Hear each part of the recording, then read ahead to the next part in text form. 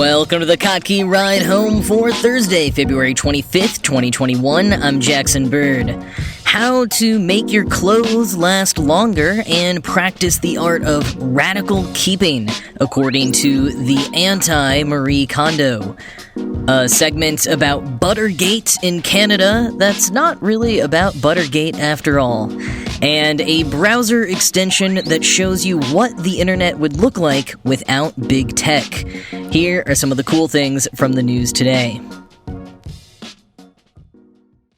One pandemic trend has seemed to be getting rid of stuff. As we spend more time in our houses, lots of people have been tidying up or redoing rooms and generating so much stuff they're getting rid of that the New York Times yesterday called it the golden age of free stuff, in an article detailing how upper middle class people have discovered dumpster diving and branded it as stooping for their thousands of Instagram followers.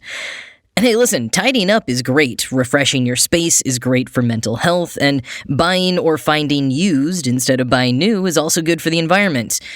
But there's also a great argument to be made for holding on to things and for fixing them when they break instead of immediately throwing them out and buying a replacement.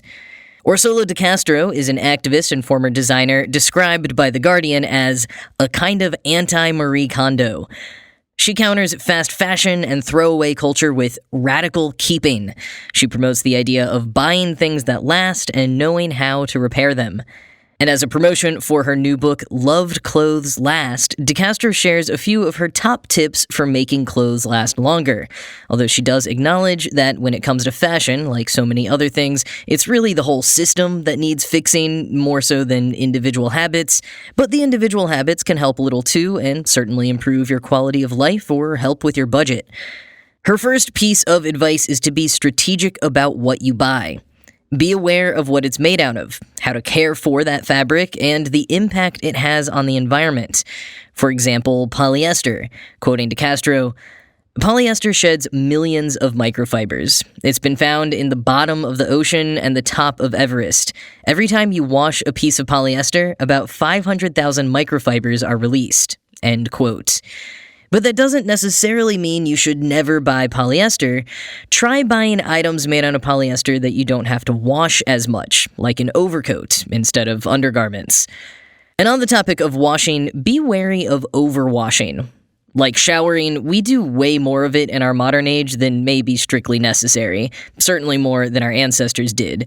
Before the advent of washing machines, there were tons of creative and effective strategies for removing different types of stains from different types of materials, because the process of doing a whole load of laundry was epic. It literally took multiple days and a ton of physical stamina. If you could avoid washing a stained shirt by just getting rid of the stain, you did. And just because washing machines are more readily accessible for people now doesn't mean we can't borrow some of this older knowledge. And for some items, it might even be better. Levi's recommends washing their jeans only once every 10 wears.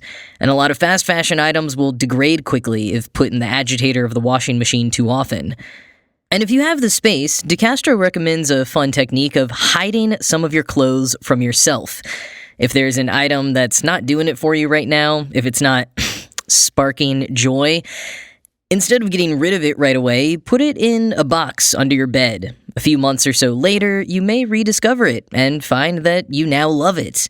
I've done this on accident tons of times. Had some jeans that maybe didn't really fit. They got pushed to the back of my closet. I forgot about them for half a year and then found them again, and it felt like I'd bought a brand new pair. I got all the excitement of having bought new clothes without spending any money. And as far as the pros and cons of getting rid of things go, if you can donate clothes that you don't want anymore to a trusted source who will reuse them, or a textile recycling site, that's great. But a lot of people just throw things away, and de Castro cautions, quote, "For every clear out, stuff goes into landfill or into an incinerator. These landfills," she says, "are often in countries where regulations are way less stringent, and therefore toxic materials are likely to decompose in a more harmful way. Often, decluttering yourself means cluttering up someone else's life or land." End quote. And on that note, really do your research if you're donating. A lot of thrift shops and nonprofits can't handle how much they get donated, so they tend to end up trashing things as well. And consider what you're donating. If it's not in good enough condition for you to keep around, is it really good enough for someone else to have? Whether to make an article of clothing actually worthwhile to donate to someone else or just for yourself to hang on to, really consider learning how to mend your clothes. There are a lot of tutorials online, and some of it's actually easier than you might think.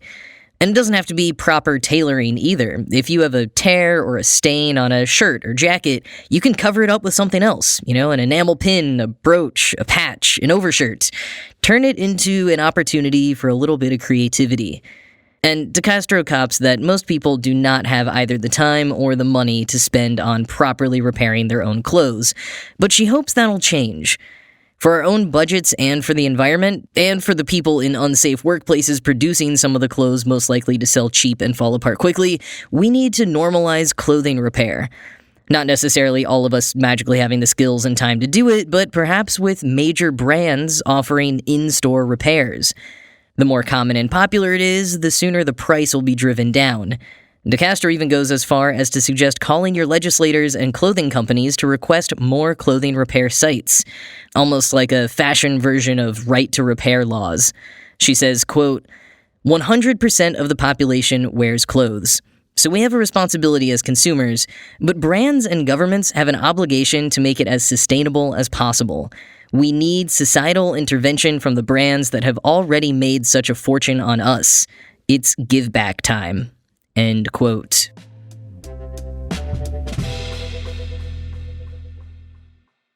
Have you heard about Buttergate? It's a situation developing in Canada about their butter being less spreadable.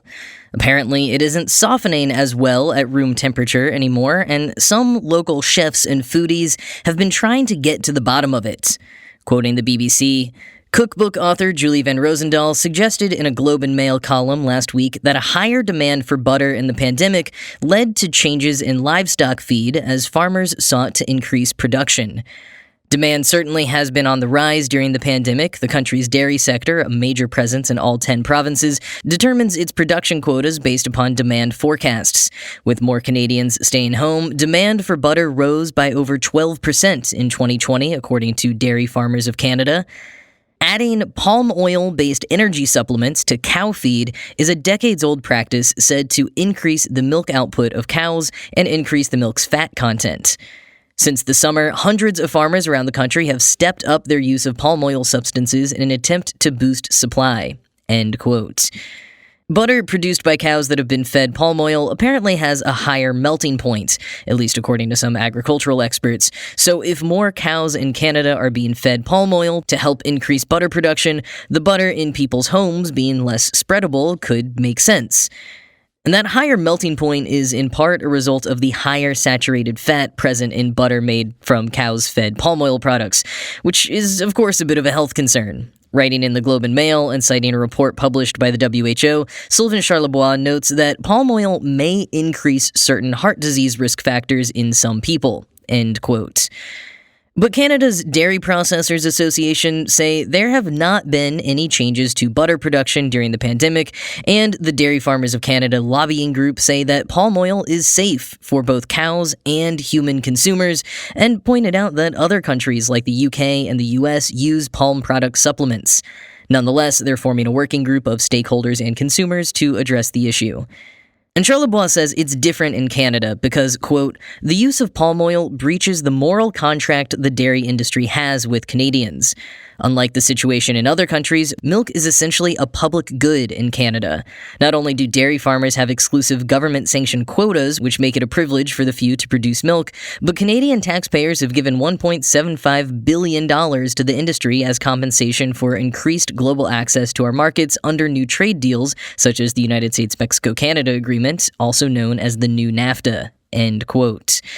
In some ways, Buttergate feels a bit like Much Ado About Nothing. But I do find it really interesting that usually when you see people up in arms about farming practices, it's animal rights activists or environmentalists, people who want the whole practice shut down. In this case, it's butter lovers, people who are lifelong butter consumers and plan to continue being so, but want a better, or at least not degraded product. And I always think this distinction is important. You know, we're so often primed to think of a critic as a hater, but critique is often a sign of love. You can love something and know that it can be better, or be disappointed when it fails to live up to your preconceived expectations. And out of love for it, fight for it to see the error of its ways.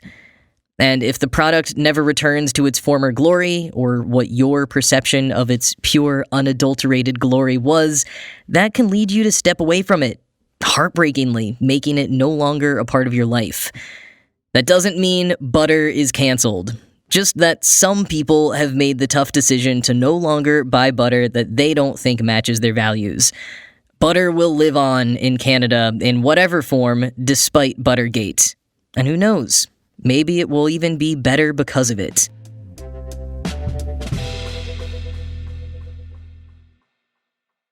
Curious about how big tech has actually infiltrated your web experience? There's an app for that, or rather, a browser extension.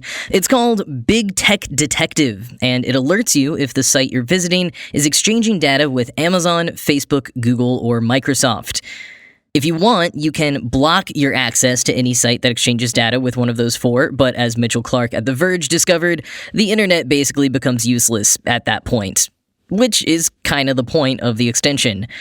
Quoting The Verge, if you configure the extension to actually block websites, you'll see a big red pop-up if the site you're visiting sends a request to any of the four.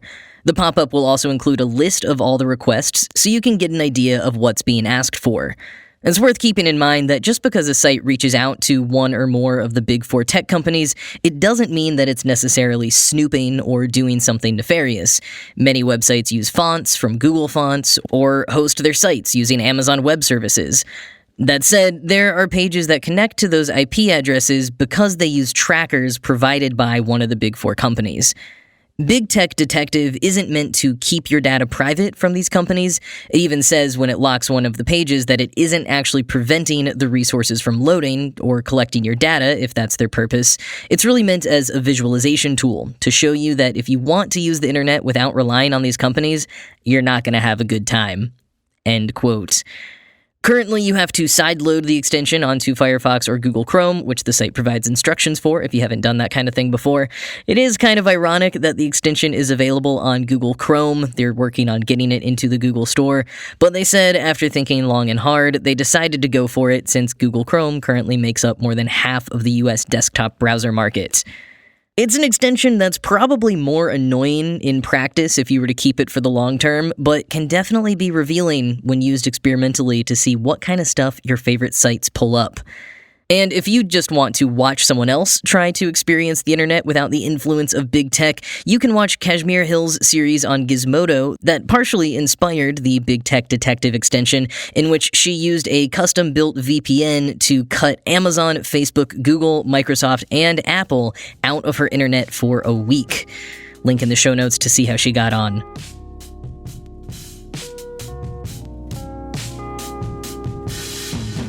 A few more things before I go. Pokemon is turning 25 and celebrating with a big virtual event this Saturday the 27th, at which Post Malone will headline.